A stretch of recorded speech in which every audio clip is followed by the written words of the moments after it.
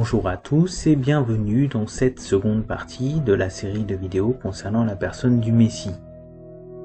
Après une introduction qui nous permet dorénavant de l'identifier et se faire une identité du Messie que Dieu a annoncé et élu comme le Messie, nous allons regarder ensemble à certaines grandes fonctions le concernant vis-à-vis de nous, afin de vous encourager à plonger par vous-même dans cette découverte d'une vie.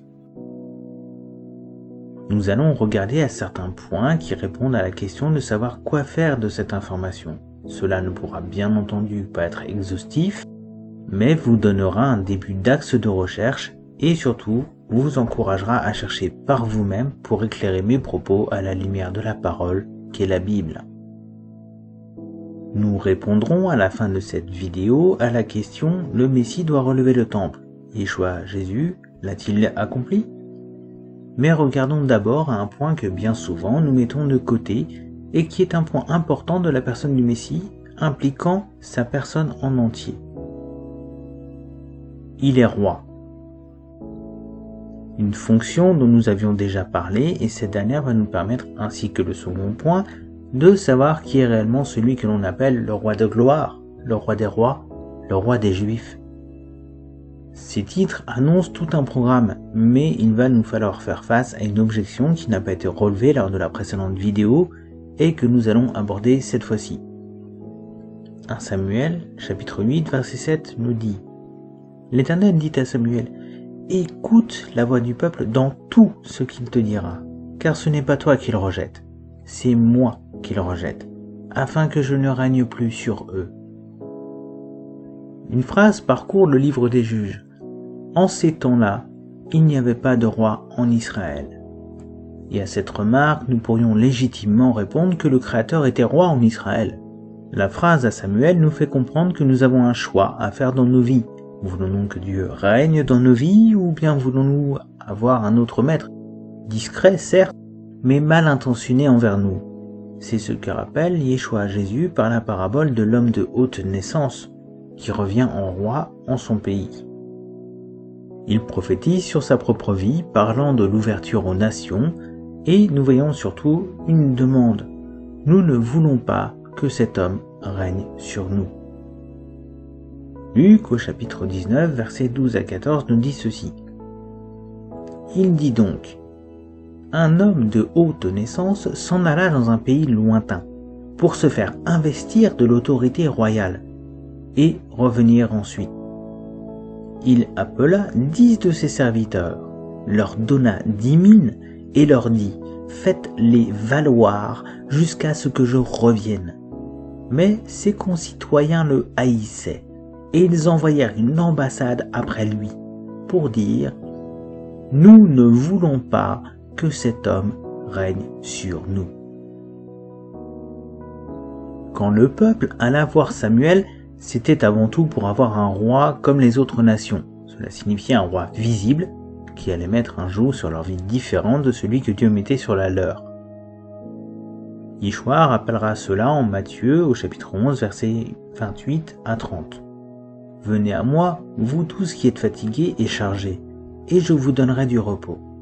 Prenez mon joug sur vous et recevez mes instructions, car je suis doux et humble de cœur, et vous trouverez du repos pour vos âmes, car mon joug est doux et mon fardeau léger. » Un roi visible, comme le veau était une façon de rendre visible l'Éternel pour les autres nations, mais Dieu ne veut pas être réduit à une image qui serait ainsi un bris du second commandement.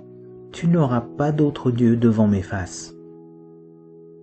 Jean, au chapitre 6, verset 15, nous dit « Et Jésus, sachant qu'ils allaient venir l'enlever pour le faire roi, se retira de nouveau sur la montagne, lui seul. » Nous arrivons à l'objection impromptue, car Yeshua semble refuser la royauté que veut lui donner le peuple. Mais quelle royauté? Celle selon la volonté et le plan de Dieu, ou bien celle selon les hommes, afin d'avoir comme les autres nations? Le désir d'être libéré de l'oppression de Rome est compréhensible. Mais Yeshua n'est pas un roi qui vient combattre comme les autres rois. Il est le roi des rois, celui venu donner sa vie et la reprendre pour déposséder l'ennemi et prendre les clés du séjour des morts dans sa main. Le roi des Juifs est aussi le roi des rois. Et pour cela, il doit conquérir autrement que comme les hommes en ont l'habitude, et libérer les captifs autant physiques que spirituels, effectuer une restauration de toutes choses. Jean au chapitre 19, versets 10 à 12. Pilate lui dit : « Est-ce à moi que tu ne parles pas ? Ne sais-tu pas que j'ai le pouvoir de te crucifier et que j'ai le pouvoir de te relâcher ? » Jésus répondit : « Tu n'aurais sur moi aucun pouvoir s'il ne t'avait été donné d'en haut. C'est pourquoi celui qui me livre à toi commet un plus grand péché. » Dès ce moment, Pilate cherchait à le relâcher. Mais les Juifs criaient : « Si tu le relâches, tu n'es pas ami de César. Quiconque se fait roi se déclare contre César. » La parole à Pilate nous interpelle et nous informe que Yeshua n'a pas reçu son autorité ni son mandat des hommes. Ce passage intervient aussi en écho de la parabole de Yeshua.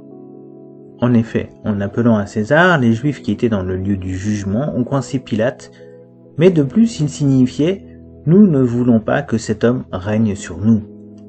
La parabole est donc tout autant une prophétie que Yeshua donne sur les choses à venir, et nous pouvons voir une inscription parlant de son retour et du fait qu'il reviendra régner sur son peuple qui n'a pas changé, bien qu'il ait été couronné et glorifié par les nations auparavant.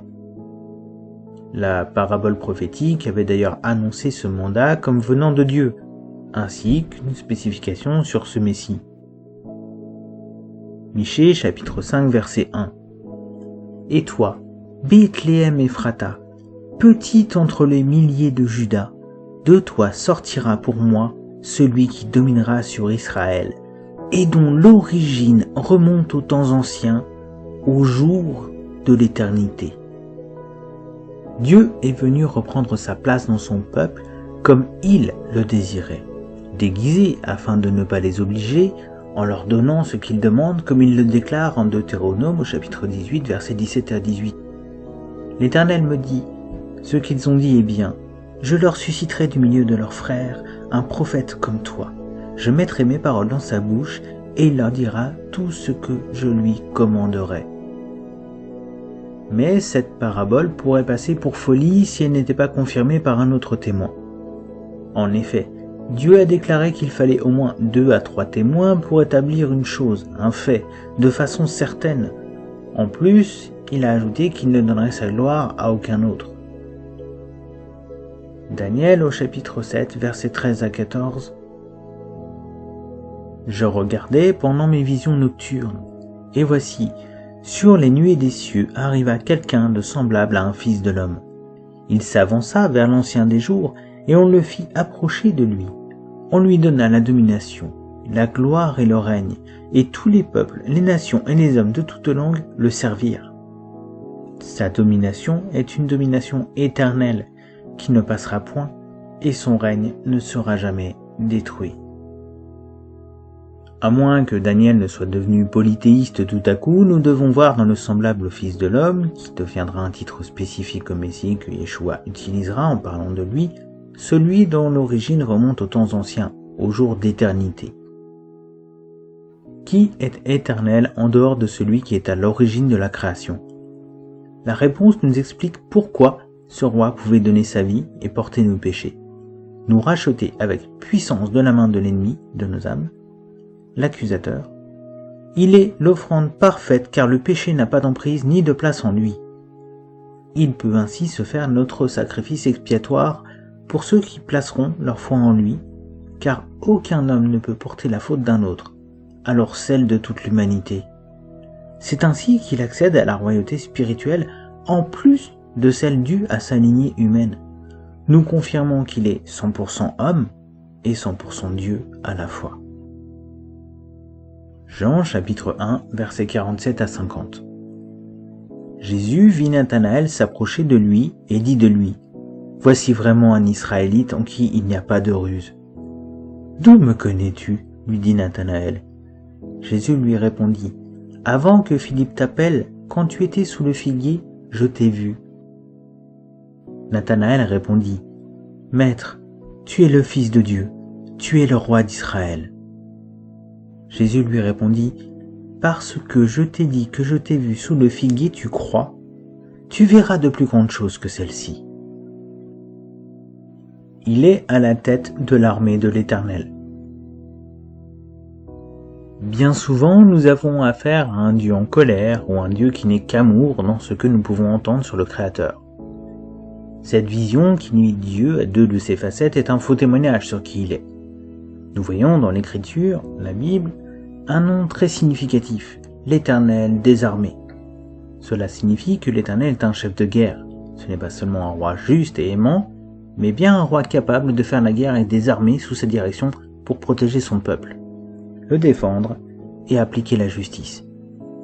Nous allons voir que le Messie de Dieu est le chef de l'armée de l'Éternel, ce qui va compléter le titre de roi des rois que nous venons de voir ensemble.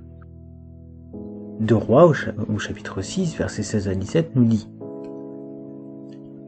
Il répondit: Ne crains point, car ceux qui sont avec nous sont en plus grand nombre que ceux qui sont avec eux. Élisée pria et dit: Éternel, ouvre ses yeux pour qu'il voie. Et l'Éternel ouvrit les yeux du serviteur qui vit la montagne pleine de chevaux et de chars de feu autour d'Élisée. Parlons premièrement de ses armées, car il est dit de lui l'Éternel des armées. Il n'y en a pas qu'une. Il domine sur toutes les armées de la création. Bien que certaines refusent son autorité, préfèrent pécher, détruire, ravager cette dernière, révélant l'empreinte du péché qui la recouvre encore de nos jours. L'une de ces armées n'est pas visible des hommes, c'est celle composée des légions d'anges. La seconde est composée du peuple de Dieu, des rachetés qui servent l'Éternel des armées. Deux armées distinctes qui ont chacune leur domaine, le spirituel et le physique. Mais un seul maître, un seul leader, dont nous allons confirmer qu'il en est la tête. Josué, au chapitre 5, versets 13 à 15, nous relate ceci. Comme Josué était près de Jéricho, il leva les yeux et regarda. Voici, un homme se tenait debout devant lui, son épée nue dans la main. Il alla vers lui et lui dit: Es-tu des nôtres ou de nos ennemis? Il répondit: Non, mais je suis le chef de l'armée de l'Éternel. J'arrive maintenant. Josué tomba le visage contre terre, se prosterna et lui dit: Qu'est-ce que mon Seigneur dit à son serviteur? Et le chef de l'armée de l'Éternel dit à Josué: Ôte tes souliers de tes pieds, car le lieu sur lequel tu te tiens est saint. Et Josué fit ainsi. Retire tes sandales, car l'endroit où tu te tiens est une terre sainte, dit Dieu à Moïse en Exode au chapitre 3 verset 5. Nous retrouvons cela ici. Ce chef de l'armée de l'Éternel rend donc le lieu saint par sa présence. Ce n'est pas le cas des anges envoyés, mais ici celui qui a l'apparence d'un homme se déclare le chef de l'armée de l'Éternel des armées et rend le lieu où il se tient saint. Devons-nous en dire plus pour nous rendre compte de qui nous parlons? Comprenons que bien que l'image de Dieu soit celle de justice et d'amour, il est capable de nous rappeler qu'il dirige son armée. C'est auprès de lui que nous venons chercher des ordres et non l'inverse, comme le sous-entendent certains qui se font un Dieu à leur convenance. La suite des Écritures va nous permettre de mieux cerner cette image et comprendre que celui qui est le chef de cette armée a accepté de se sacrifier pour elle, afin de les encourager, leur donner un exemple, leur servir de guide sur la terre comme au ciel. Car nous avons besoin de comprendre que si nous ne cernons pas qui il est réellement, nous ne cernerons pas notre Rédempteur à sa véritable valeur. Matthieu au chapitre 26, versets 51 à 54. Et voici, un de ceux qui étaient avec Jésus étendit la main et tira son épée. Il frappa le serviteur du souverain sacrificateur et lui emporta l'oreille. Alors Jésus lui dit: Remets ton épée à sa place, car tous ceux qui prendront l'épée périront par l'épée. Penses-tu que je ne puisse pas invoquer mon Père, qui me donnerait à l'instant plus de 12 légions d'anges? Comment donc s'accompliraient les Écritures d'après lesquelles il doit en être ainsi? Quand Pierre défend son maître, ce dernier lui dit de laisser faire. Cela pourrait nous surprendre, mais une explication existe en Jean, chapitre 18, versets 8 à 9. Jésus répondit: Je vous ai dit que c'est moi. Si donc c'est moi que vous cherchez, laissez partir ceux-ci. Il dit cela afin que s'accomplisse la parole qu'il avait prononcée: je n'ai perdu aucun de ceux que tu m'as donnés. Un chef qui se donne pour nous protéger même sur le champ de bataille, réalisant ainsi la prophétie qui était donnée sur lui. Il aurait pu invoquer des légions d'anges, mais ne l'a pas fait car ce n'était pas le moment, comme le rappelle Jean au verset 11, en relatant le même événement que Matthieu.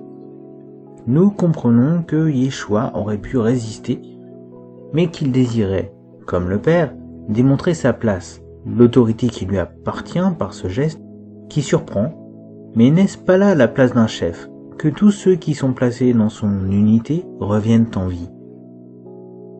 Apocalypse au chapitre 19, versets 11 à 16.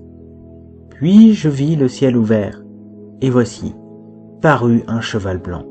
Celui qui le montait s'appelle fidèle et véritable, et il juge et combat avec justice. Ses yeux étaient comme une flamme de feu. Sur sa tête étaient plusieurs diadèmes. Il avait un nom écrit que personne ne connaît, si ce n'est lui-même, et il était revêtu d'un vêtement teint de sang. Son nom est la parole de Dieu. Les armées qui sont dans le ciel le suivaient sur des chevaux blancs, revêtus d'un fin lin, blanc, pur. De sa bouche sortait une épée aiguë pour frapper les nations. Il les pètera avec une verge de fer, et il foulera la cuve du vin de l'ardente colère du Dieu Tout-Puissant. Il avait sur son vêtement et sur sa cuisse un nom écrit, Roi des rois et Seigneur des seigneurs. Jean, au chapitre 1, versets 14 à 15, nous parle aussi de cette parole de Dieu faite chair. Dieu atteste en chaque instant de qui il est à travers son livre qu'il a inspiré, prouvant l'unité de ce dernier, tout comme lui-même est Erad, un. Nous avons ici l'image de cette armée qui suit Yeshua, cette armée composée des saints et des anges, et ce passage nous marque un temps différent de celui que nous avons vu menant à la croix.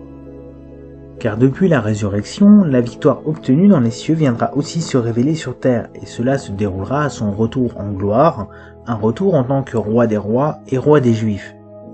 Un retour qui se fera à bon gré mal gré, et cela nous appelle à prendre une position avant ce retour qui ne se fera plus dans la douceur, mais dans le jugement, comme le rappelle la parabole des 10 mines en Luc au chapitre 19, versets 26 à 27. Je vous le dis, répondit-il, on donnera à toute personne qui a, mais à celui qui n'a pas, on enlèvera même ce qu'il a. Quant à mes ennemis qui n'ont pas voulu que je règne sur eux, amenez-les ici et mettez-les à mort devant moi. Il nous est encore donné un temps pour l'accueillir en gloire, comme nous y encourage le psalmiste, prophétisant en communion avec nos Maranatha, il vient, Hosanna, sauve, et Baruch haba Beshem Adonai, béni soit celui qui vient au nom du Seigneur. Psaume 24, versets 7 à 10. Portes, élevez vos linteaux, élevez-vous, portes éternelles, que le roi de gloire fasse son entrée. Qui est ce roi de gloire? L'Éternel, si fort et si puissant, l'Éternel puissant dans les combats. Portes, élevez vos linteaux, élevez-les, portes éternelles, que le roi de gloire fasse son entrée. Qui donc est ce roi de gloire? L'Éternel, le maître de l'univers, c'est lui le roi de gloire. Le temple qui doit être relevé. Je présente mes excuses à ceux qui attendaient cette partie avec impatience, mais cet ordre d'analyse me semblait le plus probant pour en venir à ce dernier point. En effet, le livre des Hébreux et l'Exode nous parle des réalités terrestres faites à la lumière de celles célestes. Nous ne pouvons pas omettre ce point, et pour cela nous devions parler de la personne de Yeshua. Nous reviendrons dans une autre vidéo sur ce qu'il a accompli et comment cela est lié au fait de l'Éternel relaté dans la parole. Exode chapitre 25 versets 8 à 9. Ils me feront un sanctuaire et j'habiterai au milieu d'eux. Vous ferez ce tabernacle et tous ses ustensiles d'après le modèle que je vais te montrer. Nous venons de voir qu'il y a un modèle céleste et un modèle terrestre pour chaque réalité, et en reprenant l'histoire depuis la chute, nous comprenons le désir de Dieu de pouvoir être parmi les hommes, de tabernacler parmi nous, comme le souligne Jean au chapitre 1 verset 14. Mais c'est aussi la raison pour laquelle le Messie est venu, restaurer toute chose, remettre en état d'origine ce qui a été brisé par la désobéissance des hommes, et a provoqué qu'ils sont dorénavant tous enfermés dans la désobéissance, et interdits d'accès, et sans moyen par eux-mêmes d'y arriver, au jardin d'Éden. Dieu fait donc réaliser un petit jardin d'Éden transportable dans lequel il nous enseigne comment revenir à lui. Et le temple de Salomon était présenté comme un nouveau jardin d'Éden selon les sages. Jean chapitre 14 verset 6. Jésus lui dit « Je suis le chemin, la vérité et la vie. Nul ne vient au Père que par moi. » Cette phrase ne signifie rien pour ceux qui ne connaissent pas le temple ou le tabernacle, mais pour un membre du peuple juif, par cette identification, Yeshua fait une déclaration détonnante. Car selon les sages, les voiles du tabernacle qui parsemaient le chemin pour entrer dans le parvis, passer du parvis au lieu saint et du lieu saint au saint des saints, s'appelaient dans cet ordre chemin, vérité et vie. En disant cela, Yeshua s'assimile pleinement au tabernacle, précisant une pensée claire. Sans cet accès, personne ne peut venir à Dieu. Personne ne peut venir sans lui au Père. Mais ce n'est pas la seule fois où Yeshua s'identifie au tabernacle sur lequel a été construit le temple. Jean chapitre 2, versets 18 à 22. Les Juifs prenant la parole lui dirent « Quel miracle nous montres-tu pour agir de la sorte ?» Jésus leur répondit « Détruisez ce temple, et en 3 jours je le relèverai. » Les Juifs dirent « Il a fallu 46 ans pour bâtir le temple, et toi, en 3 jours tu le relèveras ?» Mais il parlait du temple de son corps. C'est pourquoi, lorsqu'il fut ressuscité des morts, ses disciples se souvinrent qu'il avait dit cela, et ils crurent à l'écriture et à la parole que Jésus avait dite.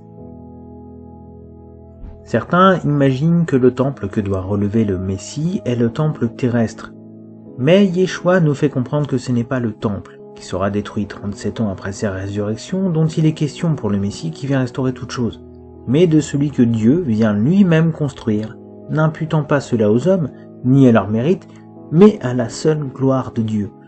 Dieu vient relever le temple qui est l'image de la création-relation entre les hommes et leur Créateur en se faisant rédempteur. Il vient effacer l'ordonnance qui nous empêche de revenir dans la présence de Dieu et qui est révélée lorsque le voile se déchire de haut en bas au moment de la crucifixion. Et le temple sera relevé, restauré, avec la résurrection du Messie. Tout cela est remis en lumière par Jean dans le livre de la Révélation, comme nous allons le voir. Apocalypse au chapitre 21, versets 1 à 4. Puis je vis un nouveau ciel et une nouvelle terre, car le premier ciel et la première terre avaient disparu, et la mer n'était plus. Et je vis descendre du ciel, d'auprès de Dieu, la ville sainte, la nouvelle Jérusalem, préparée comme une épouse qui s'est parée pour son époux. Et j'entendis du trône une voix forte qui disait « Voici le tabernacle de Dieu avec les hommes. Il habitera avec eux et ils seront son peuple, et Dieu lui-même sera avec eux. Il essuiera toute larme de leurs yeux, et la mort ne sera plus, et il n'y aura plus ni deuil, ni cri, ni douleur, car les premières choses ont disparu. » Nous en arrivons à la conclusion de cette seconde partie de la vidéo concernant la personne du Messie. Cela reste bien entendu loin d'être exhaustif et n'était qu'un avant-goût afin de vous faire entrevoir la complexité de ce dernier, tout autant que d'essayer d'attiser votre intérêt à en rechercher un peu plus par vous-même. Nous comprenons ainsi, en finalisant cette série de vidéos, que le Messie est une personne bien à part, comme Jean le Baptiste l'avait laissé entendre, lorsqu'il parlait de lui avant qu'il ne se révèle. Jean au chapitre 1, versets 26 à 27. Jean leur répondit, « Moi je baptise d'eau, mais au milieu de vous, il y a quelqu'un que vous ne connaissez pas, qui vient après moi. Je ne suis pas digne de délier la courroie de ses souliers. » Prenons exemple sur Jean le Baptiste et la femme qui est venue voir Yeshua pour lui exprimer son amour et obtenir grâce. Nous pouvons nous aussi nous approcher et comprendre que l'humilité n'est pas une fin en soi, mais bien un début face à celui qui a donné sa vie à la croix pour porter nos péchés, et qui l'a reprise par sa résurrection, nous garantissant que ces paroles sont certaines et que nous pouvons placer notre confiance en lui sans crainte. Je termine ici en vous partageant ce dernier passage de la parole. nous encourageant dans notre comportement et notre reconnaissance envers ce Messie dont nous venons de voir certaines informations importantes le concernant. Luc, au chapitre 7, versets 44 à 50. Puis, se tournant vers la femme, il dit à Simon, « Vois-tu cette femme ? Je suis entré dans ta maison, et tu ne m'as point donné d'eau pour laver mes pieds. Mais elle les a mouillés de ses larmes, et les a essuyés avec ses cheveux. Tu ne m'as point donné de baiser, mais elle, depuis que je suis entré, elle n'a point cessé de me baiser les pieds. Tu n'as point versé d'huile sur ma tête, mais elle a versé du parfum sur mes pieds. C'est pourquoi, je te le dis, ses nombreux péchés ont été pardonnés, car elle a beaucoup aimé. Mais celui à qui on pardonne peu, aime peu. Et il dit à la femme, tes péchés sont pardonnés. Ceux qui étaient à table avec lui se mirent à dire en eux-mêmes, qui est celui-ci qui pardonne même les péchés ? Mais Jésus dit à la femme, ta foi t'a sauvée, va en paix.